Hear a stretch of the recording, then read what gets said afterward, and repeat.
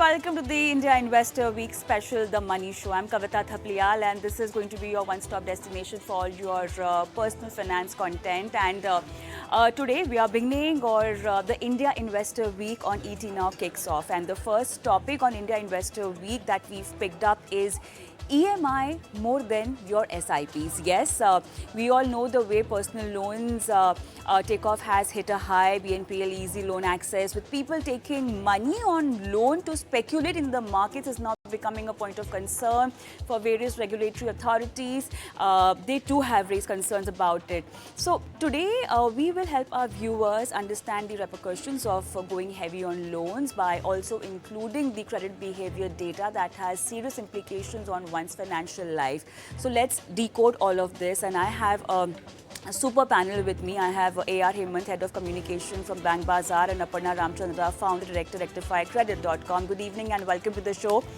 All right, so let's begin with the ground reality. And Aparna, we've had this conversation zillion times with you, and I think you're always ready with that data. Let's talk about the very concerning data which you've been always highlighting, that this is a bomb. Personal loan pickup is like a ticking bomb on you. So what's the reality? Where are we now when we talk about people living on credit? And here clearly I'm comparing it with their investments, not that has not increased given the fact that participation in equity market has gone up in last few years. But still, the personal loan pickup has been on a high, all-time high. What is the status, Aparna? Hi Kavita, thank you. This is, opening question. Pura आपने sixer वाला question पूछा. So if you see the last... With you, it has to be a sixer only. Aparna, with you, it has to be a sixer in the first question only. उसी से वो भूमिका बनती है.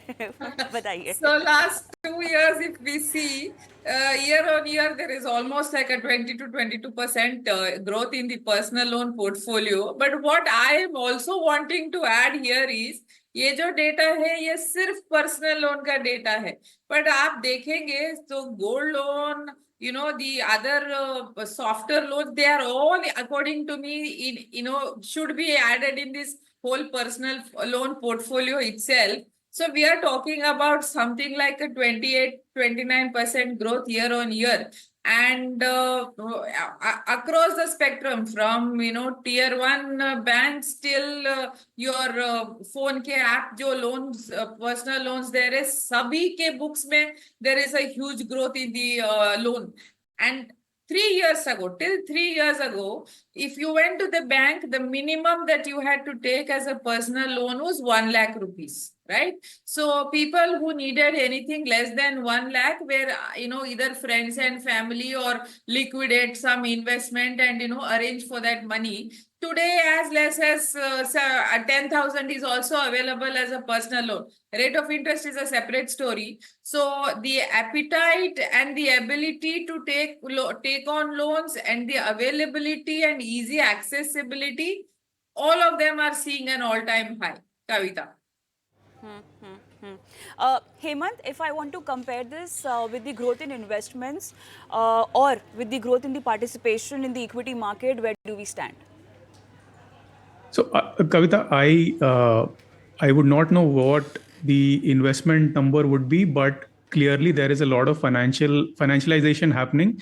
Loans are easily available, investment platforms are easily available, and we are going to see tremendous growth in both sides.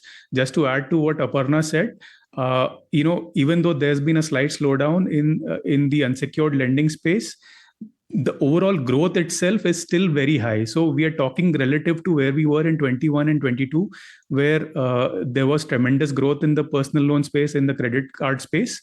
But now with a slew of regulations coming in over the last 12 months or so, there is a slight slowdown in that sector. But that doesn't mean that it's still, slow growth. It's very fast growth. It's only when we compare it to where we were in 21 and 22 that we see a slight slowdown. But that financialization continues to happen. People continue to access loans People continue to invest in mutual funds, in securities through all these different apps and solutions that are available now, and it's going to continue. And this is what we're continuing to see. And this story is not going to change because we're still at a very low base compared to more developed countries. We still have a very, very long way to go in terms of credit democratization, in terms of democratization of the financial markets, of the securities markets. So that growth is going to continue regardless of what regulation comes in. We are going to see very high participation in both sectors in the coming years, Kavita. So that one particular thing that you mentioned, about people taking loans and investing in the markets or going in for speculation, what's the typical mindset? What's the trigger behind this, Hemant? How would you explain that? Because this is really concerning. We've seen regulatory authorities specifically highlighting this. Household savings are going into speculation. People are taking up loan and putting money in the for these speculation in risky assets. What is the trigger and why? So, Kavita, there could be many triggers to this, but at the heart of this problem is basically people wanting to supplement their primary income sources. They want to develop new income sources. They want to get ahead in life, and they are trying to find shortcuts to get ahead in life. I think that is the main, the underlying theme that we are seeing. Kavita, but the good thing is that if you look at the different surveys that come out from the credit bureaus like CIBIL, Experian, even RBI had put out a report sometime back. All those reports say that a very large percentage of borrowers in India, I think that number would be upwards of 50% now, as per CIBIL. More than 50% of borrowers in India are prime borrowers, which means that they have very good borrowing habits. They have very good credit habits, which means that they take loans and they repay loans in time. Their EMI payments are on time. They are not defaulting. They are not going into settlement. So that is something that we also need to understand, that broadly we are still very stable because borrowers continue to demonstrate very good credit behavior. Now, coming to the underlying issue of people speculating on borrowed money, people doing unsafe investments and losing money in that act. The data still needs to reveal what kind of numbers, what kind of impact it's going to have on bank stability or on the securities market. I think the markets are quite well regulated. As consumers, we need to understand that investing on speculating on borrowed money is not something that most people should do. You don't have the wherewithal, you don't have the data, you don't have the knowledge to fully understand what you're getting into. We always say that you're trying to participate in the securities market, and there's next to no chance that you're going to beat a Nifty 50 index fund or a Sensex index fund. Maybe you should start there, build your core portfolio, get used to how the market works, take smaller risks, don't take risks that could wipe you out. Allow yourself some time, give yourself the chance to build a base on which you can grow. And once you have that financial stability, once you have that core portfolio ready, you will be prepared to take higher risks. And then you can get into all these riskier segments of the market where taking that risk will not wipe you out because you have that stability to fall back on, Kavita. Sure. Aparna, the kind of scenario that we are witnessing in the country now, we are talking about an aspirational India, okay? There've been an uptick in investments. There have been an uptick in Indian spendings. We're talking about various type of loans. What is the biggest red flag for you? We definitely need a lot of hand-holding. We definitely need a lot of investor awareness, if I can call it that, in terms of financial literacy and in terms of looking at your entire financial life, because there is a new breed of investors which are not only taking risk but also, exploring their life financially in various ways. What is the biggest red flag? Now, what Hemant also highlighted is the credit behavior reports are not giving us any specific red flag or a trend that would really be very concerning about one's wrong financial behavior. We need a lot of debt literacy. That's something that is the need of the hour as of yesterday. Number one. Number two, for me, the biggest red flag, if I see in the last 5-6 years, initially, like 15 years ago, when I started Rectify Credit, I would always have credit reports that had credit cards where there was an issue. So there were, defaults, there were delayed payments, people had done settlements on their cards. So that was a very typical storyline on almost all the reports. But today, in the last 2 years, especially post this whole, pandemic that we all survived, I see reports with no cards, but I definitely see reports with personal loans. So the whole mindset towards personal loan has undergone a huge transformation from the lender to the borrower's perspective.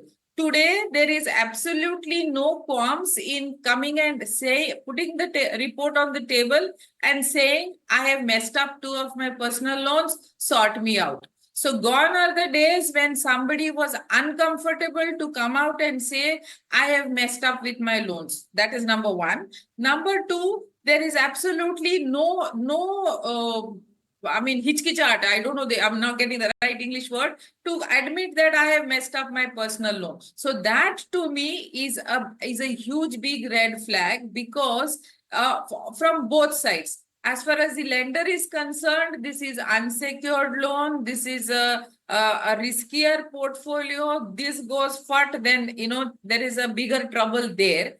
And I, as a borrower, I am also in bigger mess because if I start to default on this, then that is the end of the tunnel for me. The ability to come back into the mainstream and again take fresh loans is next to zero till I sort my old act together. So if I have to say the trend and the red flag, it is this whole approach towards personal loan from both sides. And earlier, like I initially mentioned, banks were our only source. The ticket size was also bigger. Today, I am just chatting with my friend and then I just say yes. And then, DigiLocker, and next thing you know, there is already 15,000 that is credited into my account. So it doesn't take more than 10 minutes and personal loan is really very, very easily available.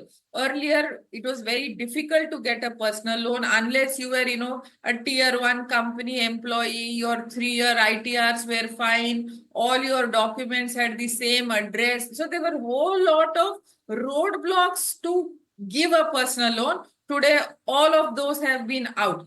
Of course, people can come back and say, yes, this is good, for the economy because people are borrowing, people are spending. I agree and I appreciate all of that.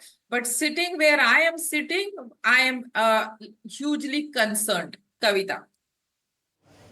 So, Hemant, when does all of this start reflecting in your credit report?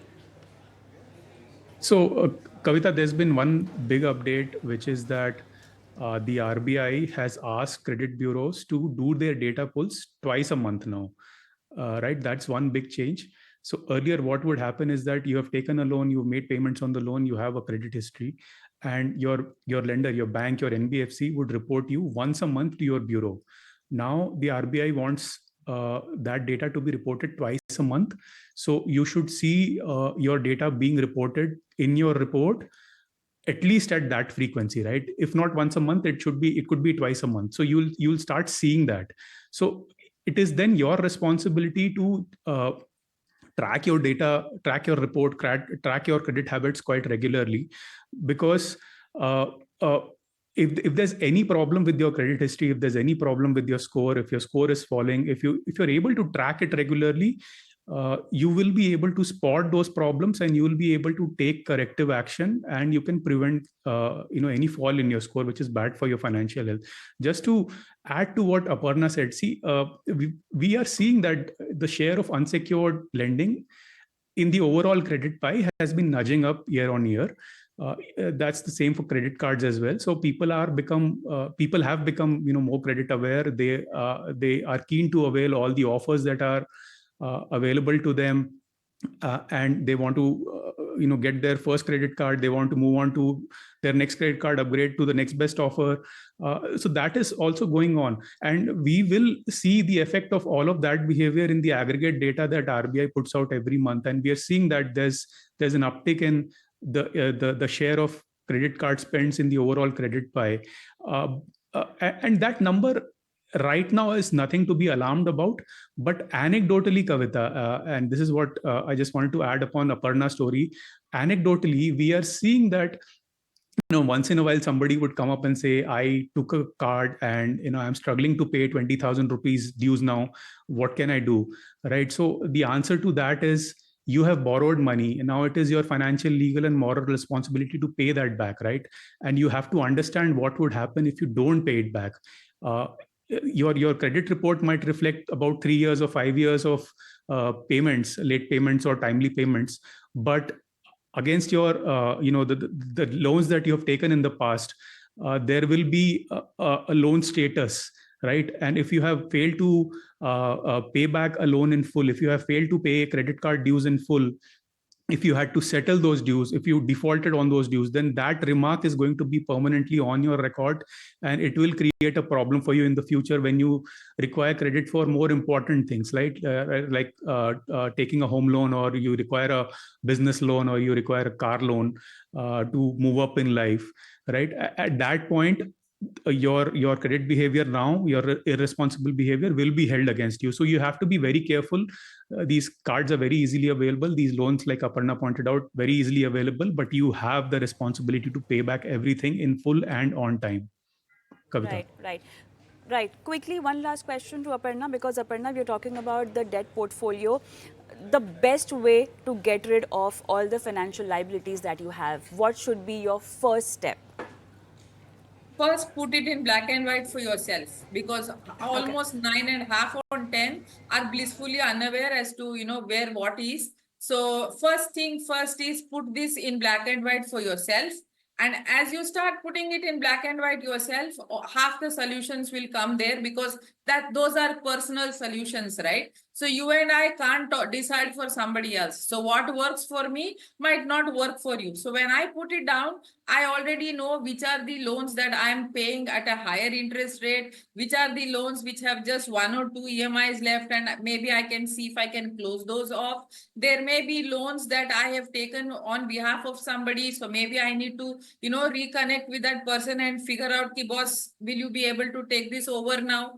There are stories where people have been guarantors for somebody. So figure that situation out. So all of these solutions will come when the first step you need to take is put this in black and white for yourself, and then work on that solution systematically. So this need not be a one-day wonder and then you forget about it, but see to it that you kind of complete that whole exercise. Kavita.